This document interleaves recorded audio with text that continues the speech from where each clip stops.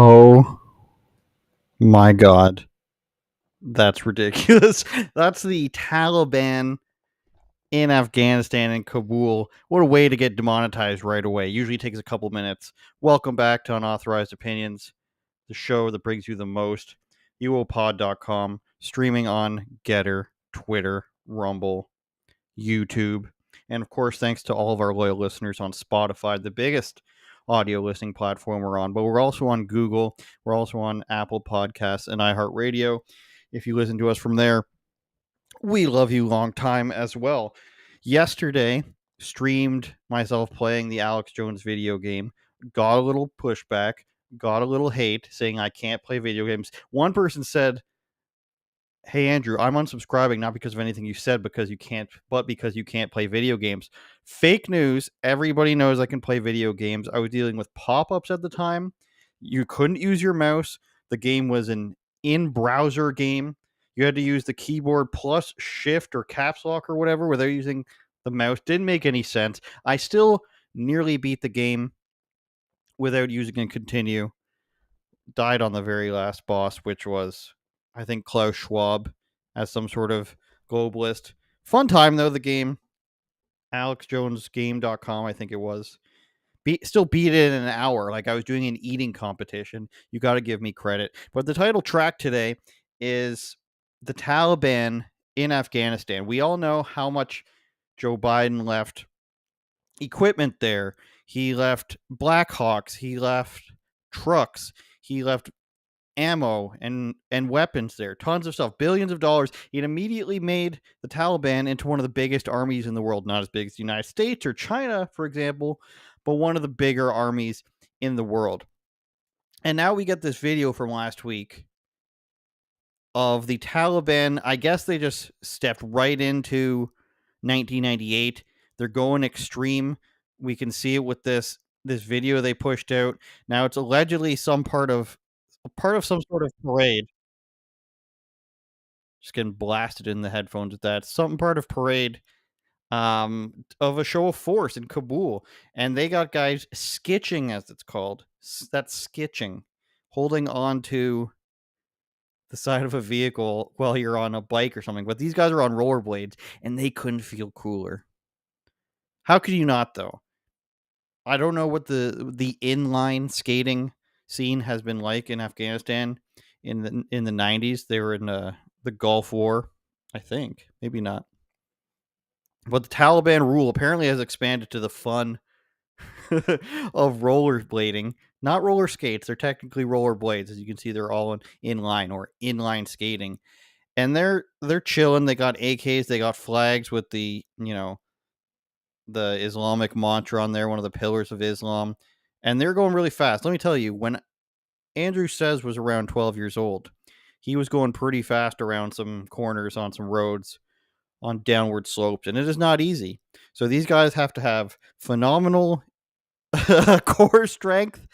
They couldn't have blown out any knees at this point in their life, otherwise they're falling and you know they're taking a tumble at high speeds. That's the end of the video. There's also some video of them, going through busy street corners with directing traffic and everything. One guy does a nice backwards turn. I'm surprised they have time to just mess around on rollerblades, but when you're in such a harsh government, you can sort of do that thing. This all ties into, of course, the botched get out. What word am I looking for? Non-existent producer. The botched withdrawal of the United States from Afghanistan. It all ties into that.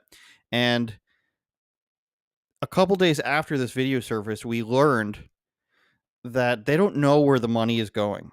There's an inspector general for Afghanistan, for the pullout of Afghanistan, phrasing the pullout of Afghanistan, and he doesn't know what's happened to the money. They give money to these, NGOs, these non-government organizations, and they're supposed to just, do the right thing. And the Taliban's not going to. Why are we giving money to the Taliban?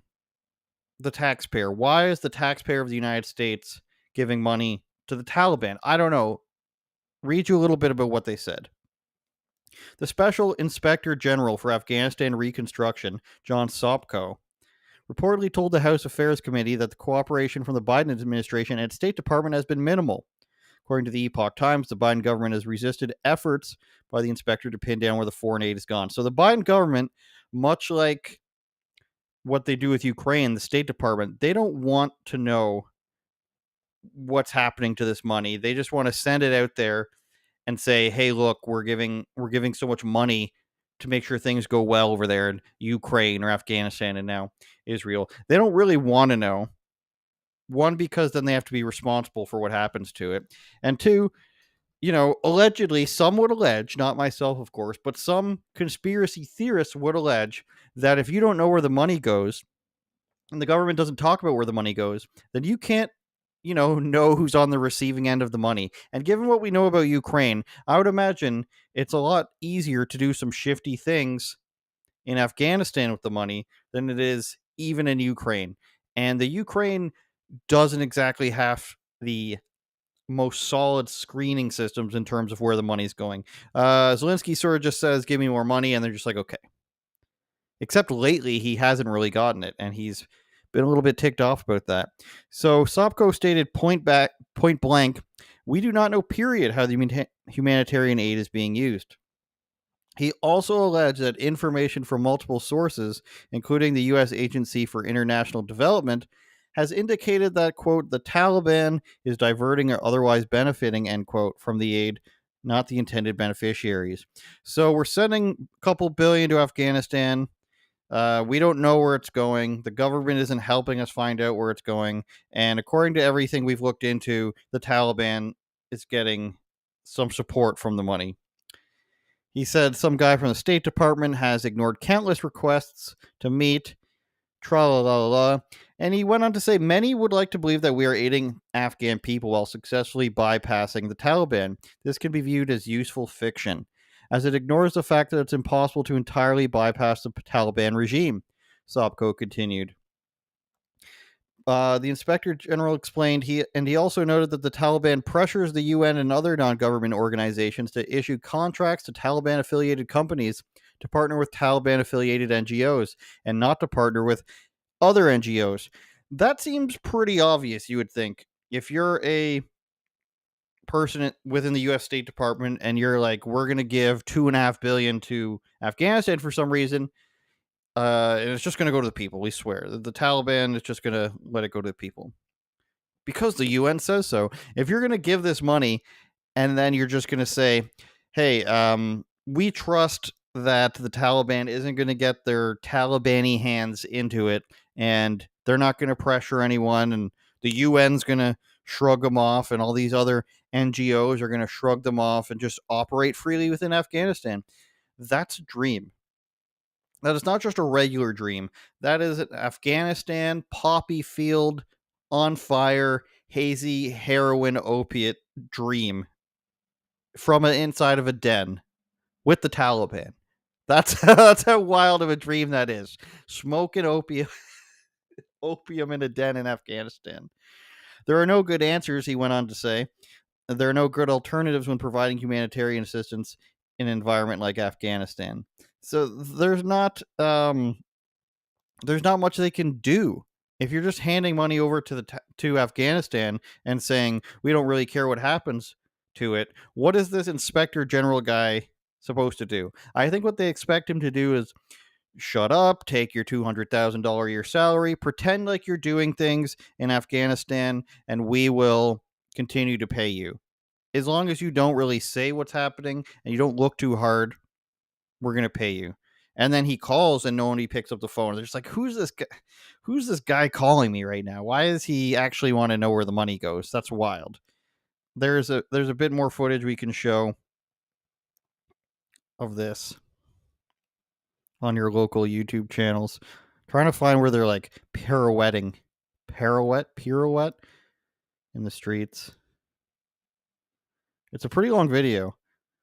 The wild thing about it, and YouTube usually doesn't cooperate when we're doing this live, which is odd because Twitter works, Instagram easily works, and then it's just like, oh no, YouTube doesn't want to work. What's interesting about this video is that it was posted by a guy who says he's a parkourist. This had 110,000 views when I when I wrote about it. Power, influence, power, money, respect. This is the guy who says he posted it. Well, he did post it. Hello, my name is Yadullah Marvi. I'm a parkour athlete in Afghanistan. Well, we gotta see his full bio. This is a wild one. I'm a parkour athlete in Afghanistan. I've been working in parkour for 3 years. He makes it sound like he's a roofer, right? I've been working in parkouring for 3 years. We've got 3 parkour maps we've been working on, and I've just been up and coming in the parkour game in Afghanistan. Look out, he's getting his next phone call for the next James Bond movie, the diversity one. But he says, I want to show the world that Afghanistan has such people and talents that this is a way of progress for me and my country, but I never had this opportunity. I didn't have the chance to show my talent and ask all people to support me. My biggest problem will be solved because I've never had a supporter, and this is the biggest problem of my path. Yeah. Afghanistan. Call him on WhatsApp. If don't harass him. Of course, we can't. We don't want to do that. What if we just messages on him on WhatsApp? I don't think I even have WhatsApp. I'll look him up on Instagram later. That'll be a fun segment. If I start talking to an Afghani parkourer. Let's see if we can watch his parkour video here. Where the volume at? Wait for the end. I mean, Afghanistan looks like it's not doing that bad, to be honest with you. I don't know if they needed to do this whole thing where we took everybody out and left people behind at the airport. There were people clinging onto the plane legs. There were dogs that they left behind. I'm not sure. I'm not sure Joe Biden's doing such a great job, you guys, is what I'm getting at here. The next story we have is this is a fun one. Welcome to the BBC's new website. The latest news out of the Miss Universe pageant, you guys, which I follow closely, is that the guy who owns it is bankrupt. Now, if you want to go back, I think it's almost a year ago now that the Miss Universe pageant as a whole was bought by a guy who is a telecoms billionaire in East Asia, excuse me. And he has said stuff like he's a trans woman. He's transitioned. He's a trans woman who owns Miss Universe, bought it from, I think, the Trump regime or whoever owned it after Trump. So that, and he trolls too. He said something along the lines of I've never felt more like a woman than when I had this makes me feel more like a woman than when I had my first couple of kids. Calls himself a mother, even though he became trans when he's 30 something, and now he's 42 or whatever. And you've read the stories probably about multiple contestants in Miss Universe being transgenders now. They're extremely pretty dudes who said, I'm so pretty I can be a girl, and I'm such a pretty girl that used to be a dude that I will be in Miss Universe. No hate, of course. We don't hate on this podcast. We just point out that guys that think they're pretty like girls now get into the Miss Universe. I think Miss Netherlands was a Monsignor. You can't call them Miss Netherlands, really, can you? At this point in time, you go with like Monsignor, which I think is a religious term. You can go with Senor, G, Mr. G, Netherlands. So 2 different countries entered a non female gendered person into the pageant, and now the Thai guy, not to be confused with Five Guys Pizza, but Thai Guy's Miss Universe has gone bankrupt at the same time the pageant is going on. This is from the BBC, who would never lie, especially when they write Miss Jacques Judateep. Of course, in England, it's illegal to misgender somebody, but you wouldn't want to take a stand. Nobody likes taking stands in England, unless it's for my chips and my blood pudding. Blues Brackpool says it's nice. The Thai owner of Miss Universe pageant, which was once part of the former U.S. Donald Trump's business empire, has filed for bankruptcy a year after buying it for $20 million. JKN Global Group has said it would try to resolve a liquidity problem. So, of course, this is how many businesses get out of paying debts, for example, they go and they file a different type of bankruptcy than your typical bankruptcy, which would be, I have nothing left. I've liquidated all my assets. Please don't make me pay anything. I'm dying, essentially. But businesses can do it. I think it's Chapter 11 in the United States. I don't know what it is anywhere else, where they can basically say, we're getting rid of this business, and it's a fun way to move money around sometimes, allegedly. Its chief executive, and Jackapon Jackra say that 9 times, is a transgender woman who bought the firm as the pageant became more inclusive. You see how that's the type of thing that says, let's scroll up. Oh, we can't even click on their name. Mariko Oi, business reporter without a byline. The company can continue its operation while being under the rehabilitation plan. Funding for the deal was raised through bonds, but the firm missed a repayment deadline of around $12 million, which was due on September 1st. Okay, I guess, we missed our deadline. It's only 12 million. In the past year, JKN's share price has fallen by more than 80%. That's rough. The Thai Bankruptcy Court has set the hearing date for the petition for business rehabilitation on 29 January, according to the firm. We, of course, unauthorized opinions, hate the way British people write the date.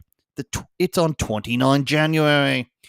Under the ownership of JKN, the pageant has allowed mothers and married women to participate in the contest from this year. We'll talk about that in a second. The revised format will also feature at least 2 trans women for the first time after Marina Machete, not to be confused with Danny Trejo's movie The Machete, became the first transgender woman to win Miss Portugal, and Ricky Valerie Cole. You like how basically when a transgender guy becomes a woman, he comes up with the same name a teenage boy would use for his online moniker. Pretending to be a girl. You're playing some Fallout. You're playing some what's the other game I'm thinking of? Some PUBG online or whatever. Pretending to be a girl. I'm Marina Machete, badass. I'm Ricky Valerie. Like you're one step away from Ricky Bobby at that point.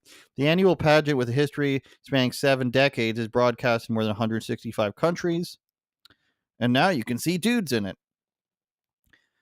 Who is you miss Universally? Yeah, now we had to smear Trump for the last half of the article. It's wonderful, you guys. So the idea here is that inclusivity is the way forward. Diversity is our strength, as I move my hands around girlishly. But inclusivity, they say, pregnant women are allowed. I mean, okay, if you're just technically pregnant and you wanted to enter the contest, I don't see any point to that. It banned women with children. I don't know if that's because it said, hey, you probably should have something better to do than chasing your vanity. Maybe, I guess. But the idea of all around inclusivity isn't supposed to be like anything, we're talking about a beauty pageant. So can a guy join? Apparently, yes. Can an NBA team join? Can Draymond Green and Steph Curry and Klay Thompson say, we are now joining the Miss Universe pageant as one person, and we're guys, you have to include us? It sounds ridiculous, but where does it stop? Like, if you are willing to go as far as saying, hey, a guy's allowed in this girls' competition because you identify as a woman, the absurdity and logical leap there says that I can also claim to be whatever I want. So 2 people can claim to be one. A child can claim to be a grown woman. If we're going on the basis that it's whatever you want, and we've been over this, people. We've been over this. If it's whatever you want, I can be the famous, attack helicopter. I can be the donkey from Shrek. I can be whatever I please. And it's going to work out. The businesses like to pretend that this works out, just like Miss Universe was pretending this was going to work out, just like NASCAR and Bud Light pretend this is going to be so inclusive. Everyone in the NHL will kneel, and we'll all wear trans flags everywhere, and it's going to work out. Nobody's going to get cut, but no, and too soon for that joke, you guys. Nobody's making any skate cutting jokes here. Miss Universe judge says bankruptcy is due to outrage over transgender organizer. Now, this is coming from a former judge from 2022. And they say that it's because exactly what you think it is because they took Miss Universe and all of a sudden 95% of girls who aren't, you know, college students or high school students who realize that girls are not crazy and don't care about it anymore. I mean, if a guy can win it, then why do I care? If a little girl is just looking at the TV screen or a teenage girl and saying, "Oh, so pretty, what a wonderful dress," and all of a sudden you start seeing a guy with stink lines and hairy armpits on there, because that will come soon. If you don't stop it now, there will be. How can you say that hairy armpits aren't beautiful? How can you say that a big Samoan wrestler guy is not beautiful? A Miss Universe judge has claimed that outrage over participation of a trans woman incompletion has caused the organizer to file bankruptcy. Emily Austin, 2022 Miss Universe judge, said at a Fox News program called it morally wrong. I'm not sure this was in English. Said at a Fox News program called it morally wrong. The remark comes a day after the competition was held in El Salvador last week. We got to do some fact checking on this website here. NDTV. I think this is. Is this the Hong Kong network? NDTV? I think her company in Thailand has its own financial issues, the judge said, but socially and morally it's just wrong, and people are starting to catch on to that. I would the the connection, you have to make this connection with some sort of, basis for why you're making it. Simply saying that I was a judge and this is the reason why doesn't exactly pass the smell test, and it shouldn't, even though it sounds right. Maybe this person has inside connections as to why, but if you're going to make this claim, I think you have to make this evidence. Even though we all like to get up here and say, this is the obvious reason, you can say Bud Light did this campaign, Bud Light sales are massively down, and combine that with, people making fun of you if you order a Bud Light at a bar or a sports venue. For Miss Universe, unless their ratings are way down, or unless, they've been getting letters that said, "Hey, that guy's ball was hanging out during the broadcast," then I don't think you can just make this jump. And of course, it goes on to say that they're submitting this bankruptcy rehabilitation thing. I think what happens with Miss Universe and this thing is you go the straight and narrow path. You do what you've been doing this whole time. And if there is a demand, this is what I say about video games. If there's a demand for that, then it will exist on its own. And if you think there's a demand on it, why don't you be the first company to say, "Hey, Miss Transgender Woman 2023. And I originally made this point for, I think it was FIFA 2023, which came out this year, obviously. No, 2024 is this year. I think it was FIFA 2023 last year. They do the year ahead, so they don't get left behind. They were promoting woman on the cover, commercials, 90% women in the game. And I was thinking to myself and saying out loud, even as I'm known to do, that if they're spending this much time on the game to feature women in the game, and it's such an important part of the game, not me saying it, them saying it. It's such an important part of the game that we spend all this time putting women in the game, scanning their likeness in, putting in their special celebrations and moves in the game. And other parts of the game still suck, which is true. Anyone could tell you that to play these games. If it's so important that this be in the game, then why haven't you gone and made another game? If the demand is so high, why don't you have men's FIFA 2023 and women's FIFA 2024? Now, they don't have FIFA on the name, neither here nor there anymore. But why can't you make a separate team, make a separate game for women's soccer 2024? And since it's so important and so many girls play these games, why don't you make this game and it'll sell like hotcakes?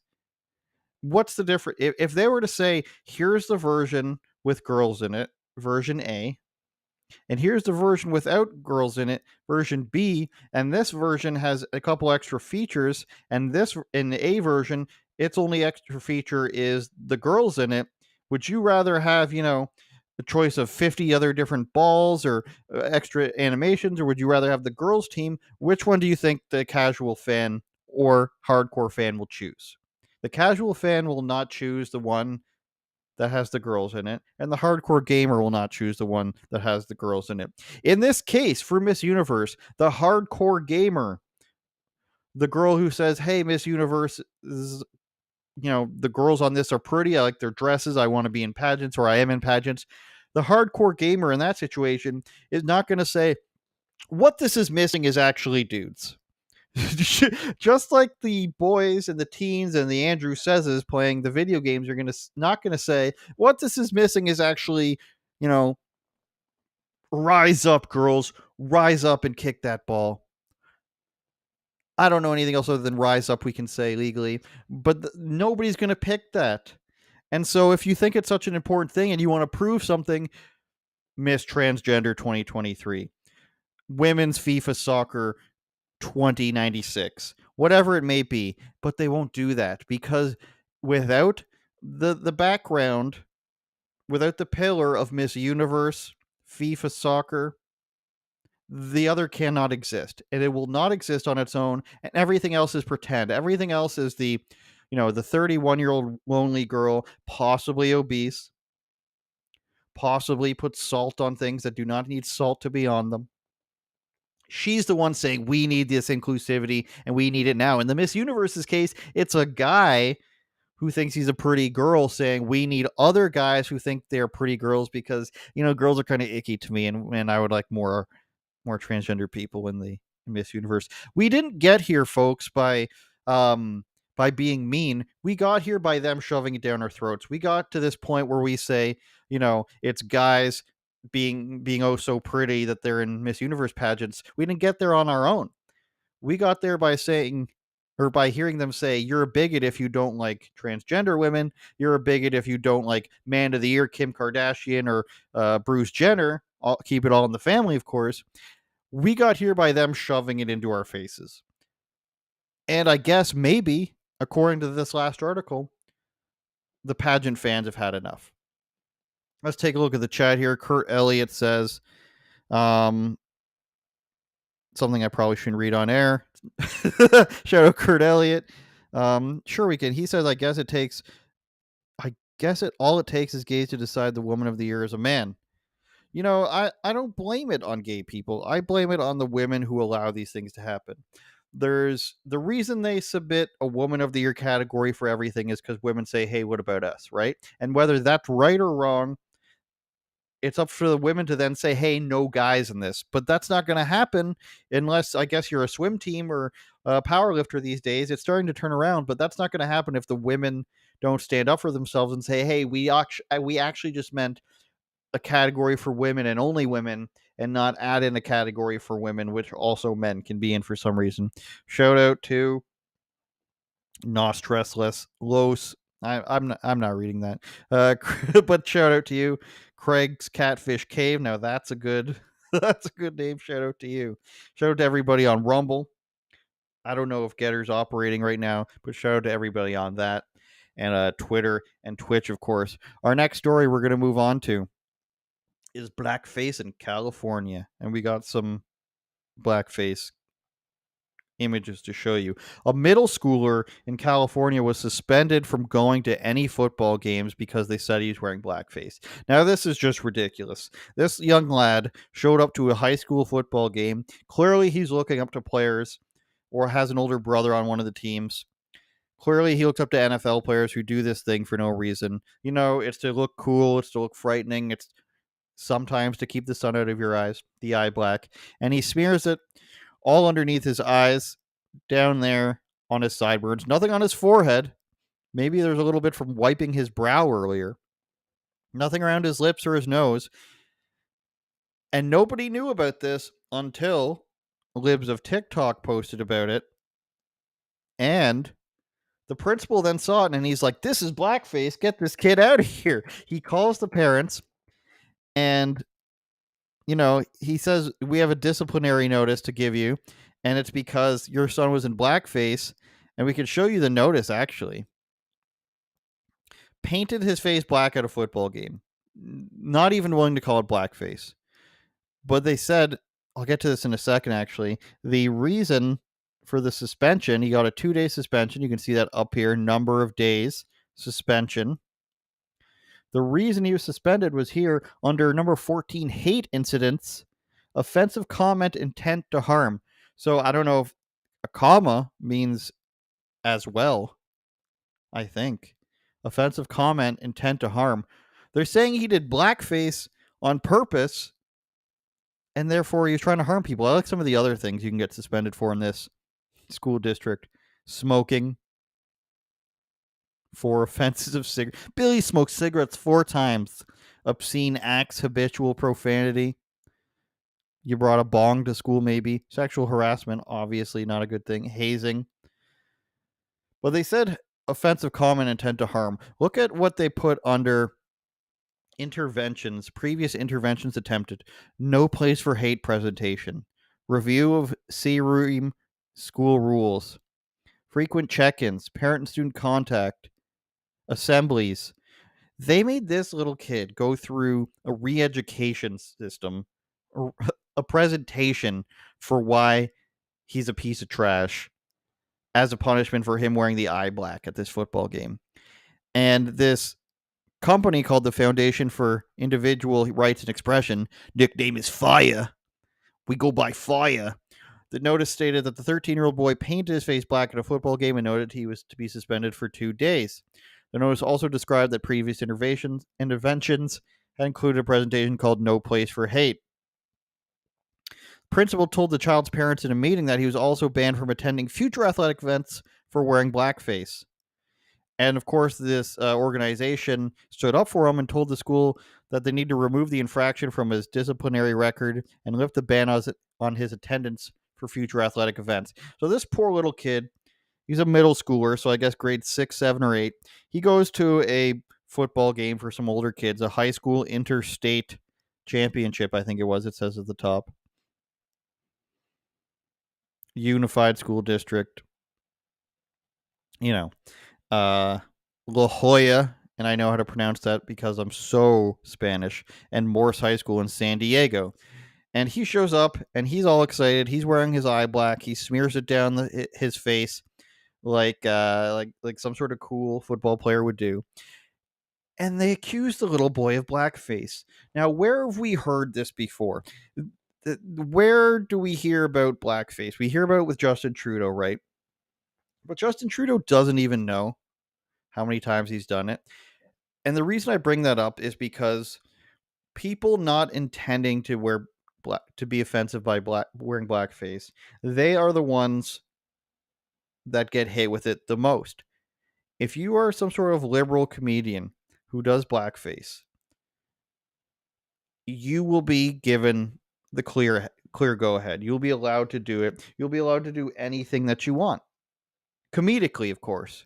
Maybe for some things you'll have to apologize. For the most part, no, you don't. You don't have to adhere to today's standards for acts you did 20, 30 years ago as a leftist. I mean, and I don't think you should be punished. I think as a method of comedy, you should be able to do whatever you want within reasons. Like Kramer might have taken it too far, you know? But when it's being done for comedy purposes and not just blatant insulting, you know, this is what you have to deal with in comedy. You have to deal with things that are supposed to be offensive for the reason and the purpose of jokes. Justin Trudeau just had this serial thing about him where he always wanted to do blackface at Halloween parties and costume get-togethers. He did it at a Halloween party. He did it to sing Day-O. You know the song that goes, "Daylight come and me want to go home." If you don't know that one, that exists. Justin Trudeau did blackface for a performance of that song. He also did blackface at a whitewater rafting resort. Black Body. Excuse me, out of control here. Justin Trudeau did Black Body at a whitewater rafting. I think he might have been an instructor, but he was mainly doing it with a bunch of people, painted himself head to toe in blackface, put a banana in his pants, had tattered jeans on. That's what Justin Trudeau did. Gets away with it. He says, internalized racism. I had blinders on. I didn't recognize my privilege. It's all okay. 12-year-old kid does it. You're banned. Now, if you're not familiar with how many leftist comedians, and we can, confirm that they're leftist by their actions, if you're not familiar with how many of them have done it, Jimmy Kimmel has done it. Now, do I have a problem with the way Jimmy Kimmel did it? No, I don't. He did it on the Man Show. He always did this voice where he did Karl Malone, an NBA player in the late 90s, early 2000s. He always did this voice. He would say, kids, now you listen to Karl Malone. And then he started doing it as a character in blackface. You don't hear Jimmy Kimmel crying about that. You hear him crying about healthcare and stuff and Donald Trump. You don't hear him crying because he's apologizing for blackface. We just pretend that didn't happen. Howard Stern. Howard Stern did it in the early 90s, and he did it like to excess. He did it with this costume on. He did it with an accent, like not just Karl Malone's accent. He did it with like a stereotypical accent. But again, he did it with another black actor who was playing his co-host, his black female co-host. So if I recall correctly, she thought it was a little too much. Obviously, I think it's Sherman Hemsley is this guy's name. They didn't he didn't have so much of a problem with it. He's in the skit with Howard Stern, but it was pretty hardcore from what I remember. Like as in his making as racist jokes as possible. But now the Howard Stern show has had a KKK guy on it many times. It's had a black co-host the entire time. They've just done everything offensive you can think of. But Howard Stern, who's offended by everything now, he doesn't have to atone for that either. Now, here's a picture of so many other people who did. Joy Behar did it. She's on The View crying every single week. Jimmy Fallon did it, a comedian. I don't know who he's impersonating there. Billy Crystal, apparently. I think I vaguely remember that. I'm not sure. This Ted Danson one looks hardcore, too. I don't know what that's about. Judy Garland. My point is in the case of Fallon, Kimmel, Behar, and for sure Howard Stern, these are left-wing guys who don't even have to atone for what they did as a joke. I don't think they should have to, but they don't even have to mention it. It doesn't even get brought up. Like nobody talks to Jimmy Kimmel and says, "Hey, what about the blackface you're doing?" Or when Hillary Clinton comes on Howard Stern in the last couple of years, nobody says, how do you go on Howard Stern when he used to have porn stars on all the time and did blackface? Nobody has to answer for that.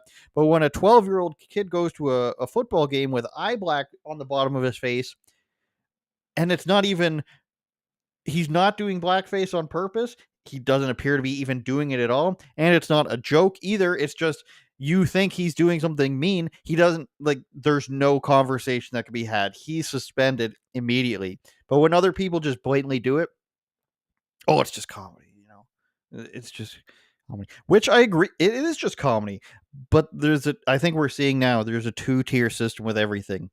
And when one side of the political aisle controls everything for so long, almost anything they do can be swept under the rug and brushed off as long as you all agree not to talk about it. There's this guy named Hunter Biden. I'm not sure if you've heard of him, but he gets away with a lot. There are these people called the Clintons. I always called the Blintons, Bill Clinton, the Blintons, and the Bloblamas. They get away with anything. Obama's daughters and Hunter Biden get away with anything.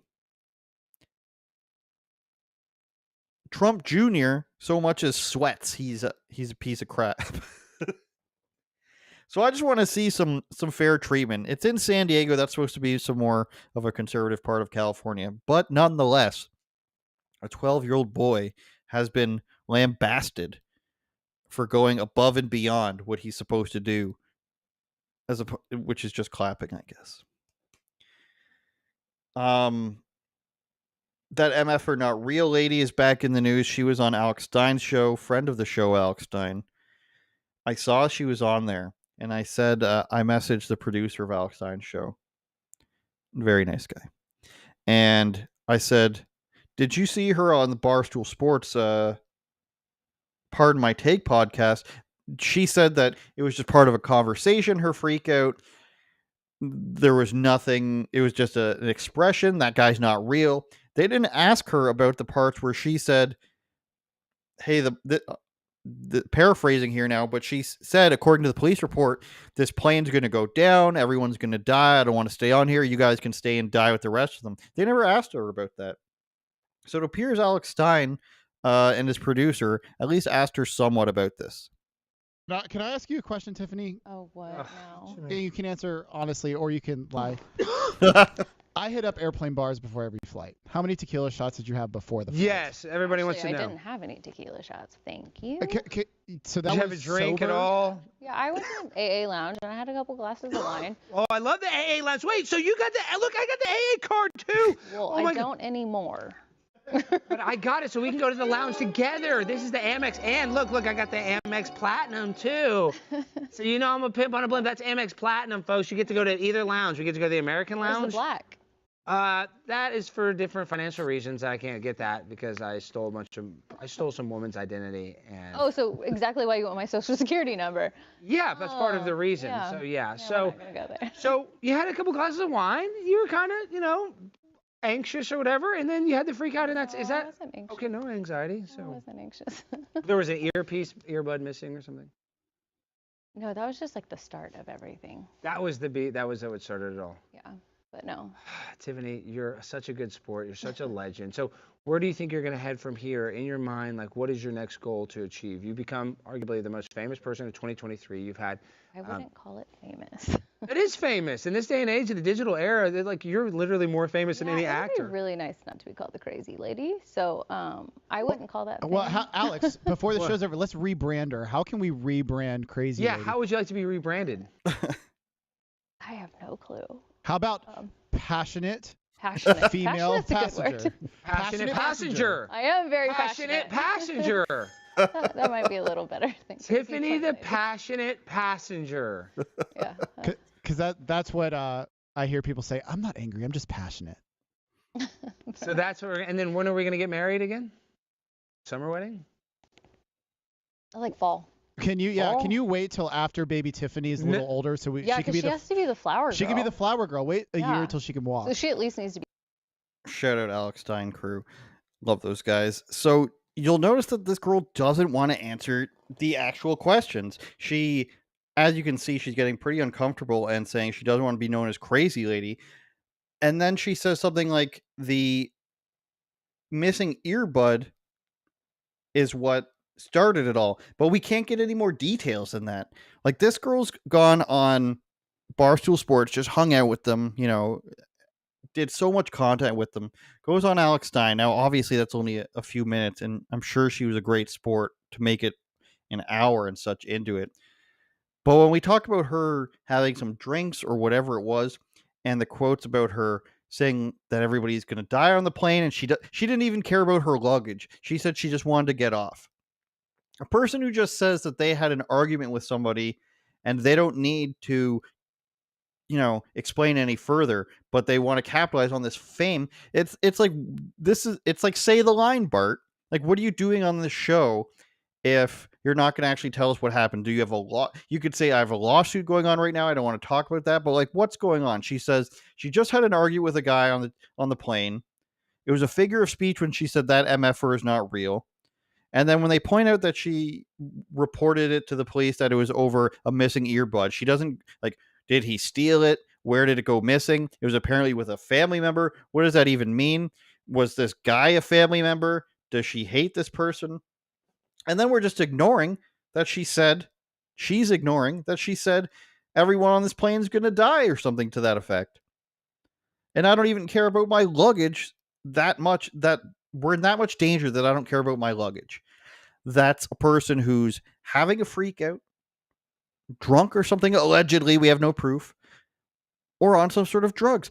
I think, and what I've maintained here, I think that what happened was she was either drunk or drinking or doing some hallucinogens, and she went on the sort of, shape-shifting alien, interdimensional elf sort of things. the thing, your stereotypical 30-year-old woman who's, anti-lockdown, pro-conspiracy, watches a little bit of Stu Peters stuff, very prone to believing the most outlandish version of every story that comes out, no matter what it is, she doesn't believe it. That's who I think Tiffany Gomas is. She's a marketing executive from Texas. She's willing to go on all these the comedy things like Pardon My Take and Primetime 99 Pimp on a Blit Alex Stein. So she's willing to joke about this stuff, but she's not willing to actually talk about, you know, what exactly it is she says and what exactly she believes. That sort of falls in line with like the professional working woman who is trying, on one hand she's straddling like a bit of a mainstream job here, on the other hand at night she's thinking, lasers from the helicopters causing these wildfires. That's what I'm taking from her, and that's what my stance was. She is a marketing person. She took this in a direction for her own marketability, which is fine. I love that for you, man. But what I don't get is answer the questions, or else I'm going to criticize it. And I love that the producer of Alex Stein's show said this, and he pointed this out to me when I asked him about it, so I had to find it. And of course, she just dodged it right away. That MFer is not real. And then there was the story arc where the guy claimed that he was a Mason or something. Not Richie the Barber. Fans of the channel know Richie the Barber and our views on Richie the Barber. But it was another guy we covered who had a bunch of tattoos, and he said that she was the one he pointed at. And he's a guy who says he is Mason related and blah blah blah blah. I didn't believe him. But there's so many different story arcs here, and none of it makes sense. None of it makes sense from the angle that she's given, which is I was just upset. Because I don't know about you guys, if you've ever ridden on a bus, you ever been on a plane or a train, and everything's crowded, and you want to get off, and the person next to you is 300 pounds, or there's a baby crying in your ear, you don't exactly get up and say that a person is not real and say that the plane's going down and everybody's going to die, unless you want to make some sort of scene to get them to left you off the plane. If she wants to say, I said that stuff because I wanted to get off the plane any way I could, I didn't even care if I was going to get arrested at that point, which she didn't. She didn't get arrested. Or I was wasted. I don't know what she's covering up for here, but she's covering up for something. And that's the thing I have a problem with. Let's check out any more stuff in the chat.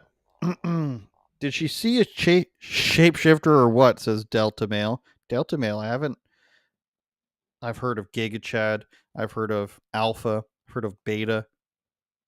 A Delta Mail. Is it somebody in a fraternity or sorority? I don't know. A Delta Male, to me, it makes me think of the shape like Delta.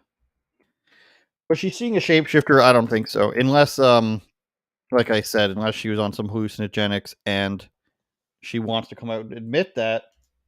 That's all we're asking for here is she come out and admit what exactly you were on or not on, or what actually happened, or tell us that you have a lawsuit bumbling, or you legally can't say something to allude to the fact that you can't actually say what happened for a specific reason, and then I'll excuse some of it. But if you're just gonna do this whole thing where it's just like, ugh, I don't like being known as the crazy lady. You were acting crazy, lady. Like, come on now. Patreon.com/UOPod. Bonus podcast every single week, you guys. And last week was with Lewis M. Brackpool, who needs to come back to Canada. $10 a month, Canadian basement low dollars, to help us become Joe Rogan over here at Unauthorized Opinions. Become the Raptors superfan. The Raptors superfan is a seat guy who has very good seats. He throws up things while people shoot free throws, but he's had season tickets for the entirety of the Raptors organization's, life. Somehow he's that rich.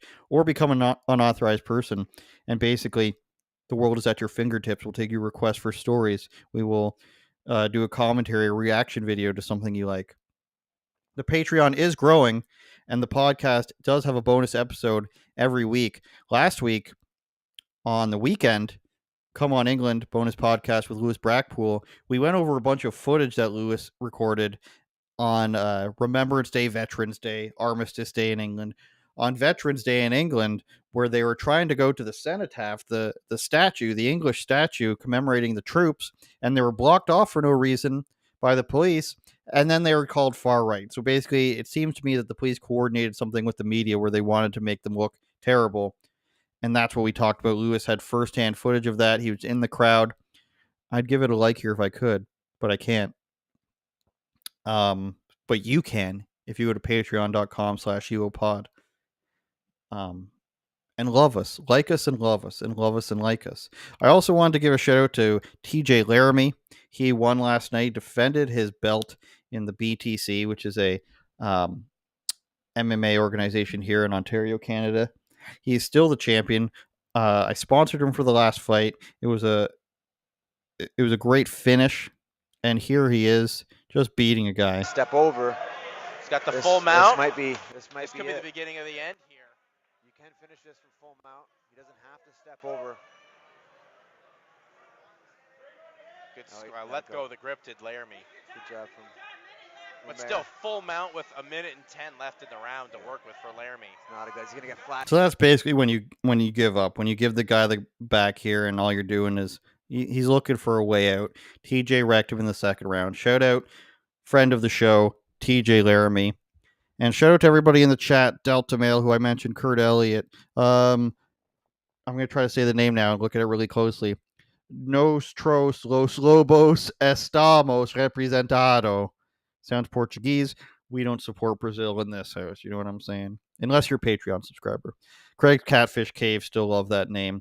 Everybody on YouTube, everybody on Rumble. I'm looking at the Rumble page right now. Shout out to everybody on Rumble. Not sure what's going on with Getter. You know, we've over here at Unauthorized Opinions, we've pretty much given up on trying to live stream there. Sometimes it's one person, sometimes it's 10, sometimes it doesn't work. But we are posting on Getter, and if anyone wants to help figure that out, like, they've got 3 different live stream platforms on Getter, but it's not the best. Patreon.com/UOPod. I had a new video earlier this week on youtube.com/Andrew Does, Andrew DOES, the same name as my Instagram. New streeters there. Gonna have some new stuff as well next week and more frequently on that channel. I went to an international women's show and asked them about, can men be women and what is a woman? The classic question at a woman's show. It wasn't as, you will be surprised when this comes out, it wasn't as woke as you thought it was or would be. They had male strippers there. They had business women there. It turns out the world of women who actually have jobs and are actually professionals and want to sell people things and want to buy people things, they're normal-ish. There was no pride flags there. There was no... Can you believe there was no trans flags there? Can you believe that? And then the week before that, the video that's up there right now is me triggering some university students by asking if the men should be in women's sports. So a little bit of double action, but the university students was about sports specifically. And the women's conference was pretty much what is a woman, or can a man be a woman? Even asked a stripper, a male stripper, about it. The people who won't answer the question, or who you think will answer it poorly, they really just signal themselves by having green hair and whatnot. But that's going to be the end of the show. Shout out Alex Stein. Again, patreon.com/UOPod and andrewsaystv.com. You can see all my links there. I know it gets a little hectic. I'm on Blaze. I've got the 2 YouTube channels and the podcast. Hope you guys are following everything. Everything gets pretty much posted on my Instagram, but all the links are on andrewsaystv.com. I appreciate everybody watching. I appreciate all the followers we're getting on the podcast channel. The world will be ours. And to quote James Bond movie titles, tomorrow is not enough. Tomorrow never dies. The world is not enough. And on Her Majesty's Secret Service, somehow or some way, we will get on the Secret Service. Turn it up, Jordan.